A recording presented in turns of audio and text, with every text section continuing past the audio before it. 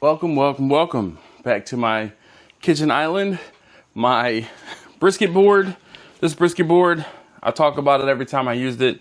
It was given to me by customcuttingboards.com. Hit up Ian, get yourself one of these.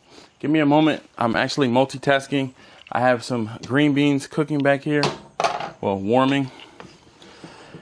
I just want to stir them up for the event, or one of the events that I have scheduled for today. All right, they're just simmering on low, and let's get down to business. Let's get down to business. Hey yo, this is Dash.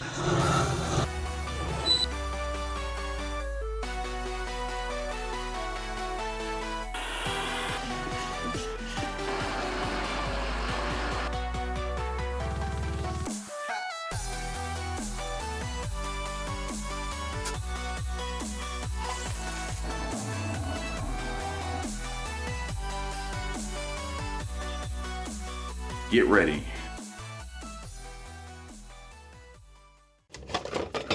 So first thing I have to do is get my fat separator out. And you guys who have been around for a while have seen me use this fat separator almost every single time I use it or cut up a brisket. So this fat separator is linked down below, and I have two briskets here. This is the smaller of the two. This brisket started at, it was just over 10 pounds. Yep.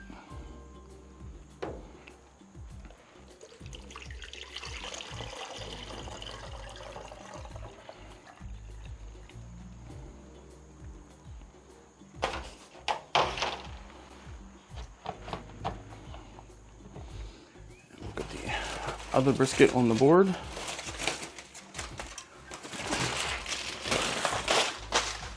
Now this brisket is going to Mr. Gibson.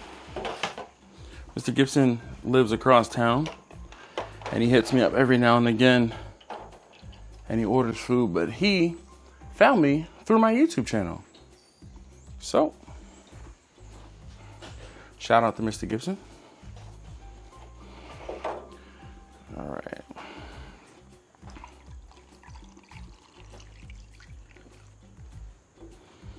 So I'm gonna pour the jus off, and we'll let this set up behind me. Now there is more jus in this container. I'm gonna get a cup and pour this into a cup just so I can get it out of the pan.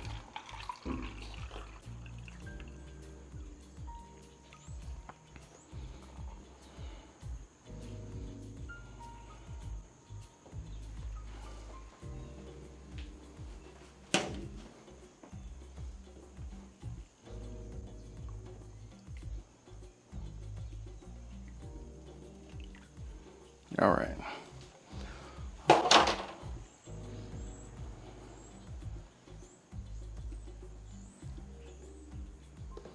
Just want to get it out of the pan, makes it easier. And how about I need my knife?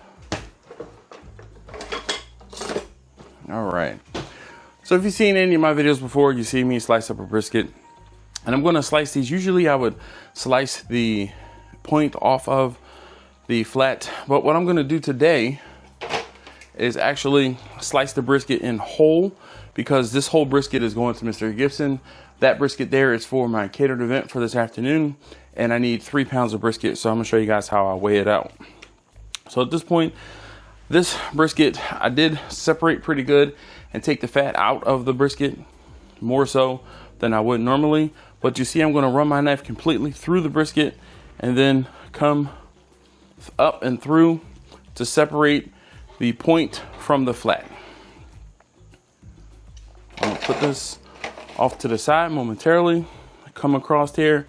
I'm not really gonna worry about cutting the fat. Depending on who this brisket was going to, I might cut more fat off of it, but I'm going to flip the point over, and I can see that the grain of the meat is running this way. So I'm going to cut perpendicular to the grain, and we're going to come in and slice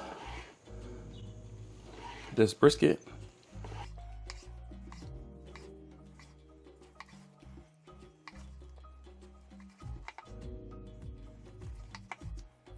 I know everyone always wants to see this, the smoke ring, and it is there.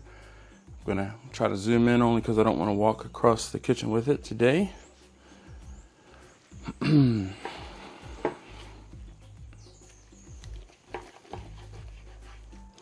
The brisket has been cooling on the counter for about an hour, maybe an hour and a half, and it's still warmer than room temperature. I prefer to allow my briskets to cool before cutting them. I don't like slicing hot brisket. I feel like when you slice a hot brisket, the juices from the brisket tend to run out of the brisket.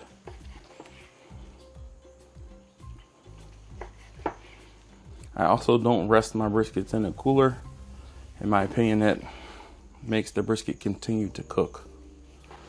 I just rest the brisket on the counter in the aluminum pan, and I use aluminum pans to capture the jus. I've had people ask me, why don't I use butcher paper or aluminum foil? I found that I like receiving, or I like having jus with my brisket, and I like to pass that along to my customers. So I use the full pans, the full catering pans, to capture the jus, as well as make it easier for me to transport the briskets from my garage where my smokers are to my kitchen where I do my finishing as far as cutting up the briskets, slicing, and obviously preparing sides and things like that. All right. Now, because this brisket is going for catering, I will come across and cut cut the flat into 3 portions. And this helps with portion control, with the fact that these portions are smaller. Folks can't get greedy and take like 2 or 3 slices. They might take 2 or 3 pieces, and you'll have brisket that will stretch much longer. Now, this is my patented, not patented brisket transfer on the blade of the knife. I'm gonna get this pushed down and up into the corner. End piece. Get the rest of the point.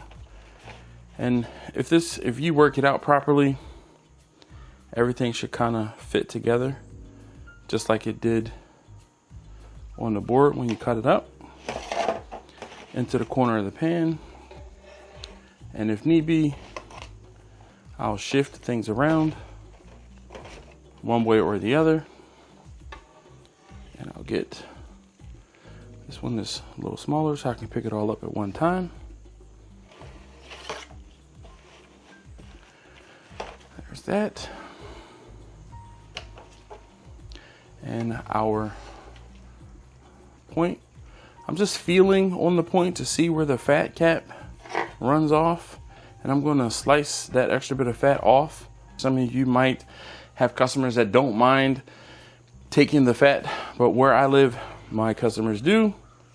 I'm going to cut this into about inch and a half wide strips. This is going with the grain, and then I'm going to come back against the grain and cut the brisket into like 1/4 inch or 3/8 inch, like pencil width slices. So I'm just moving this over to give myself some room, and I can feel this piece of brisket there's really not much. This is all fat that was sitting on top of the brisket. Now this is actually, you know, meat, but there is some fat on top. But I'm gonna get these sliced up, or this sliced up, and then into my pan.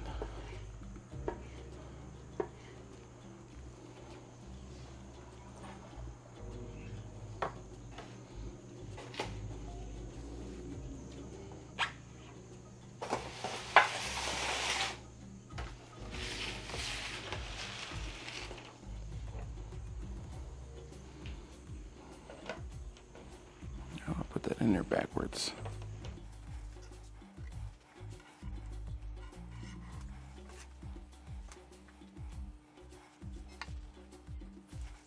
This is the way to maintain continuity of the slices.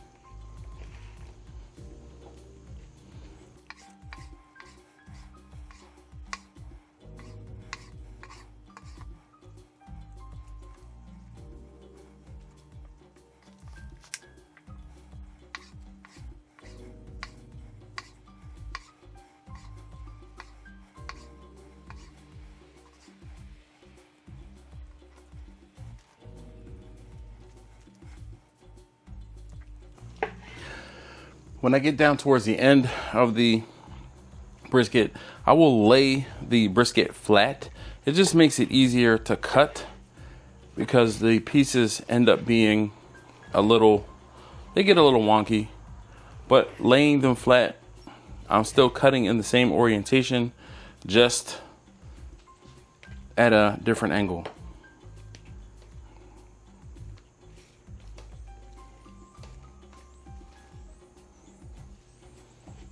And the last piece.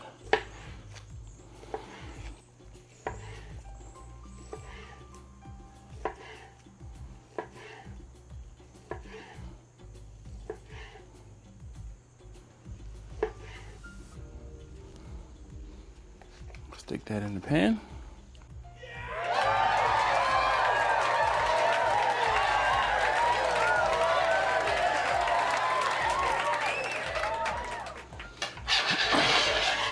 Clean up my board a little.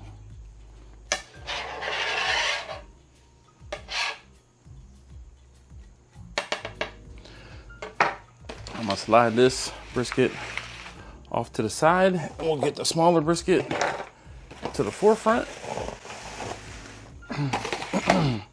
Now with this brisket, what I'm gonna do is slice it up just like that, and then I'll bring you back when I weigh it out. And we're back. So I have gone ahead, just like I said, I sliced up that other brisket. I also got my jus together. I poured it off. And I'm going to provide 3 cup containers of jus with that whole brisket. And I'll provide 2 cups of brisket for the 3-pound order that I'm getting together now. So at this point, I have a scale that I got off of Amazon. It is linked in the description. If you click more and go down to those links, on my Amazon store are lots of the tools and things that I use around my house and in the videos. So my scale is already down to pounds and ounces. I'm going to tare it, and at this point I'm going to reach in and get 1.5 pounds of the point.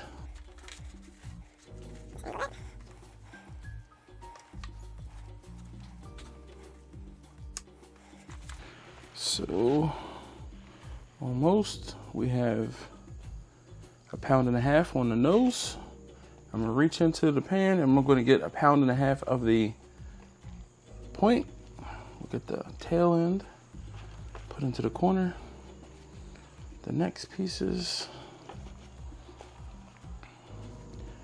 keep an eye out. But I'm almost finished with this. And then I have to hit the road. All right, so there's 3 pounds. Now I'm gonna kind of fan this out to make it look a little better, just in the pan, make it take up all of the room in the pan. But at this point, look, there's one for good measure, just to make it to fill out the pan. All right, so there we have it. Brisket is weighed. This brisket that I have here, my coworkers at the range, if you don't know, ask, or if you don't know, check out my other channel. But I work at a range part-time, and my coworkers at the range are probably going to enjoy this tomorrow.